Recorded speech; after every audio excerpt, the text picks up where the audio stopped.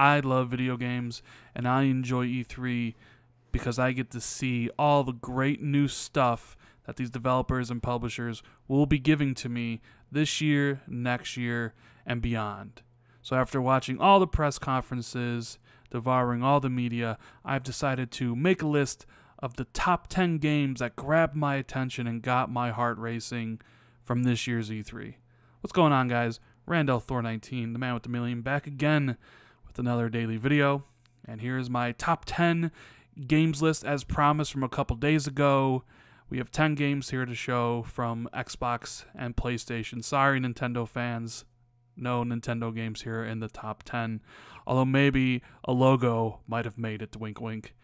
From AAA games to indie games, there were a lot of really cool and interesting video games shown off at all these different press conferences, and I wanted to highlight the 10 that interest me the most. Now, that's not to say if a game's not in the list, I'm not interested in it, because there are, and I did want to kind of give a shout out to the honorable mentions for this year. So we have Ashen, Sea of Thieves, The Crew 2, South Park, The Fractured Butthole, Need for Speed Payback, and Far Cry 5 showed really awesome in my opinion, but not awesome enough to appear on my top 10 list. Now, hopefully nobody cries about the order they're in. This is just my opinions. Take it for what you will. And number 10, as you can see the video is playing now, we have a game that for me kind of stole EA's lackluster press conference. The only game there that was kind of worth talking about, in my opinion, other than Need for Speed Payback, and that is A Way Out. So A Way Out is made by the creators of Brothers. It is a prison drama where you try to escape. The game is basically made for split screen or online co-op, and it really seems like a grown-up version of Brothers, and that is a game I truly enjoyed. So watching this reveal trailer, seeing the guy come out on stage and be really excited to show it off, all those little co-op moves that you can do while one person is in a cutscene, the other person is walking around. I think this game is going to be really good, and actually probably pretty unique in the concept of co-op games out there. It has definitely caught my interest, and I cannot wait to play this game in early 2018 when it comes out for pretty much all the consoles except for maybe the Switch. I know it's coming out for the PS4 and Xbox One, but that is a game to look out for based on the pedigree of the developer. Next up at number 9, we have Shadow of the Colossus. Yes, I know it's a remake, but it's a remake of one of my favorite games of all time. Shadow of the Colossus is the last PlayStation game I played before I got a PS4 and played Last of Us.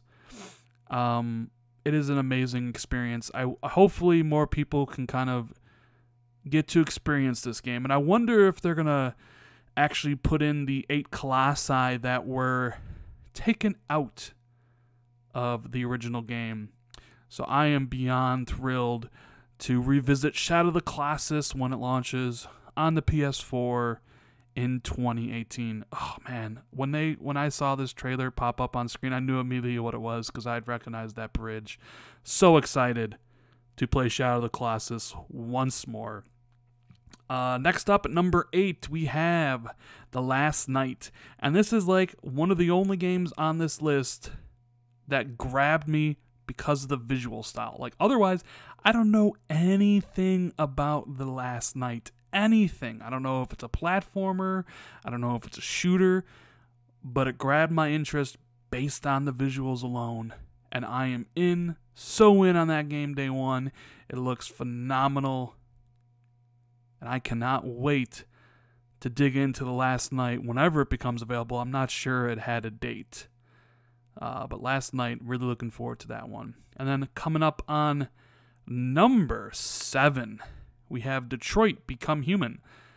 Now, I've always wanted to play Heavy Rain and Beyond Two Souls, which I will eventually, but this game seems to be quite interesting.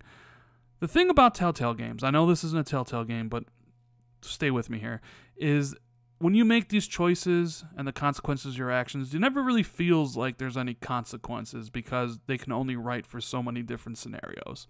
But as you saw in this trailer for Detroit Become Human, that whole section in the trailer can basically just be wiped out by aborting the mission.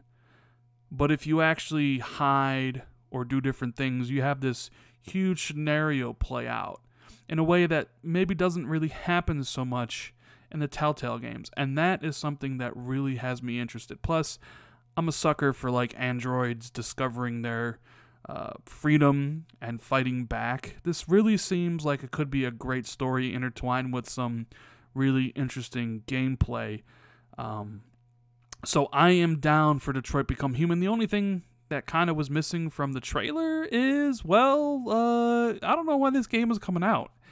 It didn't say 2018 anywhere on the trailer, if I'm mistaken, and it didn't even say 2019, so this game might be a while off, but still, it really grabbed my interest in a way that the original trailer from last year didn't.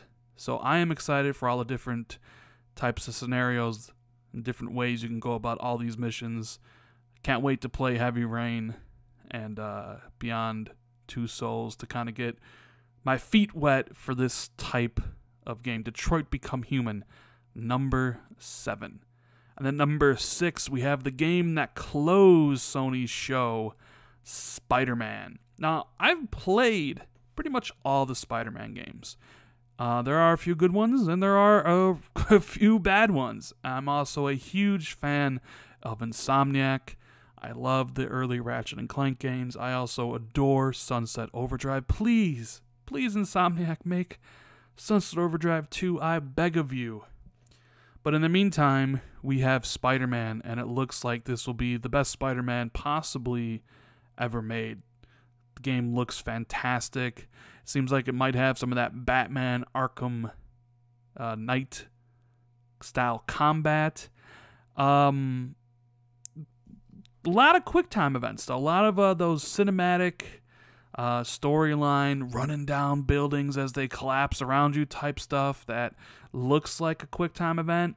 Not that big of a fan of QuickTime events. Like, I'm okay if used sparingly in certain situations. Hopefully they're not overused in this type of game. And I know that they did come out and say that it's the world of Spider-Man is 4 to 6 times larger than Sunset Overdrive, and you can swing around and you also play as Peter Parker and things like that. I just hope that they don't over-rely on QuickTime events for these fantastic chase sequences and building destructions and things like that. But otherwise, Spider-Man looks like a day one must-have. A lot of these games are day one. A lot of these, even my honorable mentions, like, I don't know, there were so many games at E3 that they showed that I'm going to be getting day one regardless, but this game grabbed my attention from the very beginning and didn't let go. I cannot wait to play Spider-Man, to see what Insomniac does with this game and IP.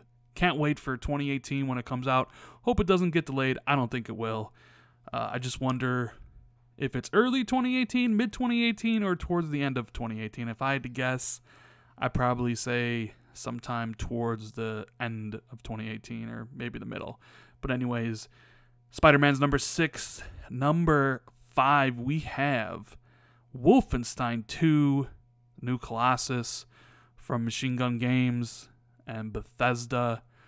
The game that basically saved the travesty of that Bethesda press conference. My bad, that was such a bad press conference. Makes you wonder why they even bothered to show up this year. They only had 2 things to show, Evil Within 2 and Wolfenstein. But man, Wolfenstein. I adored the first game. I think it was my game of the year of 2014. And I cannot wait to dig my teeth into the sequel.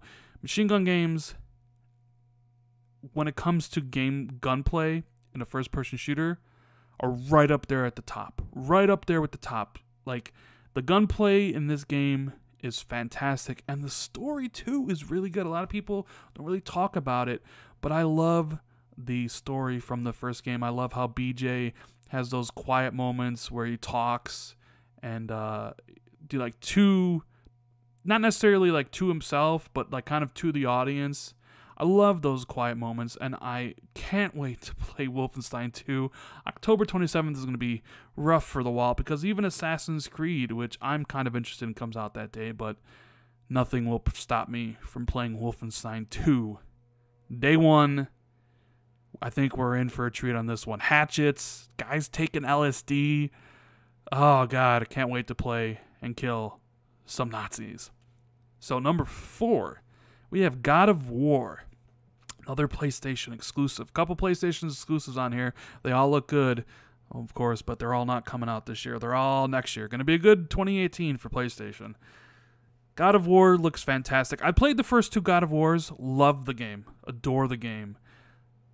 God of War 3 haven't played yet. We'll get to it pretty soon, as soon as I get through some of these other PlayStation games. But man, the idea of Kratos having a kid and after shepherding him around is kind of interesting. I wonder how they're going to play around with that. And the camera change from all the way back as like a brawler to really like over the shoulder, less enemies on screen.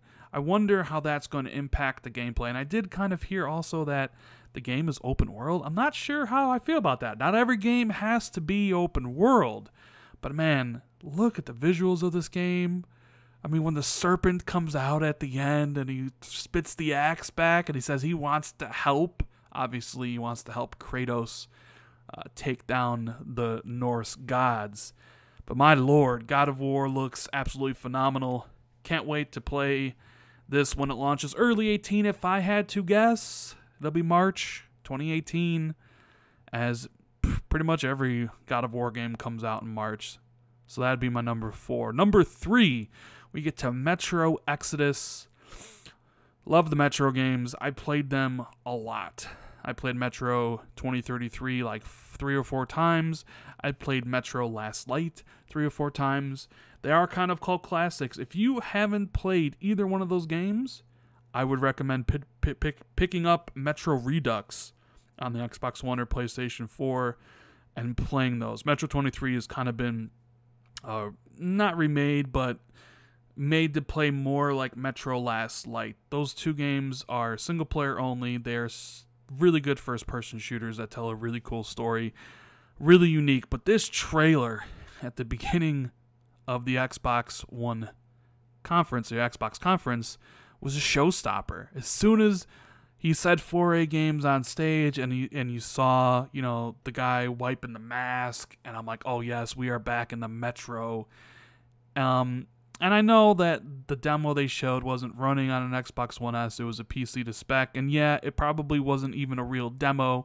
It looked like a scripted demo where it didn't really look like somebody was playing it, but either way, it did its job. I am so excited to play Metro Exodus when it departs in 2018. Give me this game now.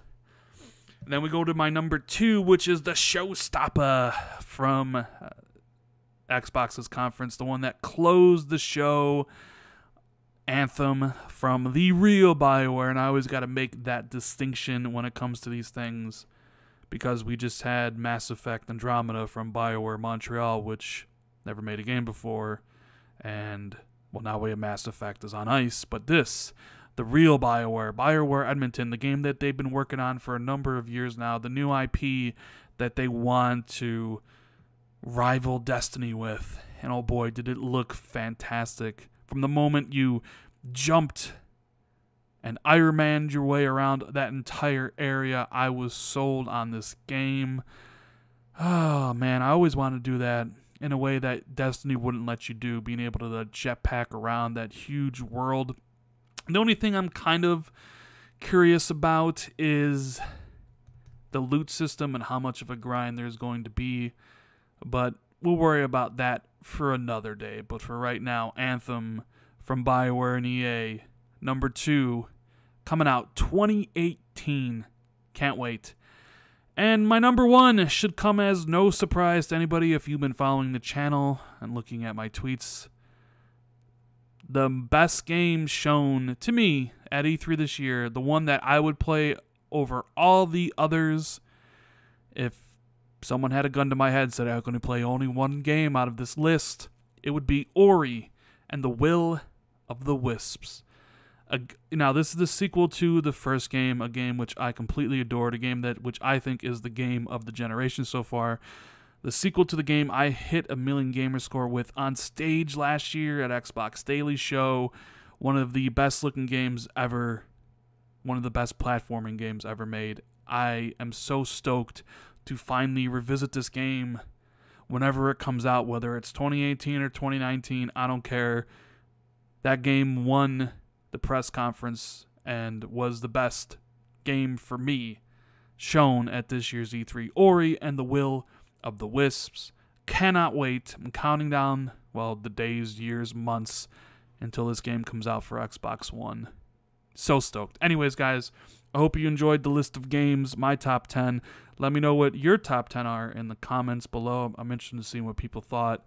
Like, share, and subscribe if you haven't already. And I will see everybody later.